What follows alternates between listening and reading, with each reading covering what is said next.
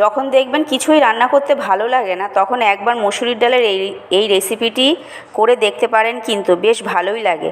জানি অনেকেই আপনারা বানিয়েছেন, যারা এখনও বানাননি তারা এই মসুরির ডালের এই রেসিপিটা বানিয়ে দেখবেন, বানিয়ে খেয়ে দেখবেন। গরম ভাতে কিন্তু অসাধারণ লাগে আর খুব তাড়াতাড়িও হয়ে যায়। এই কাকার মেয়ের বিয়ের জন্য সব দিক থেকে যেন একটু বেশি ব্যস্ত ছিলাম, তাই রান্না করতে আর ইচ্ছে করছিল না। তখন আমি কি করলাম, মুগ ও মসুরির ডাল কিছুক্ষণ ভিজিয়ে রেখে দিয়েছিলাম। এরপর কড়াইতে জলটা গরম হয়ে গেলে এই ভিজিয়ে রাখা ডালটা দিয়ে সাথে ভেজে রাখা পেঁয়াজ, রসুন, অল্প নুন, অল্প হলুদ গুঁড়ো, অল্প তেল দিয়ে চাপা দিয়ে দেবো।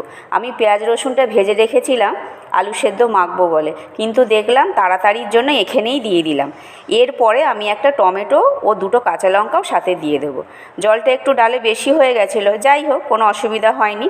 পুরোটা যখন সেদ্ধ হয়ে যাবে তখন আমি শুকনো লঙ্কা ওর পেঁয়াজও একটু ভেজে নেব।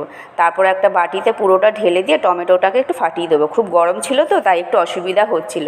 এরপরে আমি একটা প্লেটের মধ্যে ধনেপাতা ও ভেজে রাখা পেঁয়াজ, শুকনো লঙ্কা দিয়ে ভালো করে মেখে নিয়ে সাথে অল্প সর্ষের তেল দিয়ে ডালটার সাথে সব একসাথে ভালো করে মেখে নেব। এরপরে গরম ভাতে জাস্ট অসাধারণ লেগেছিল কিন্তু, আর তাড়াতাড়িও হয়ে গেছিলো, শরীরটাও ভালো ছিল।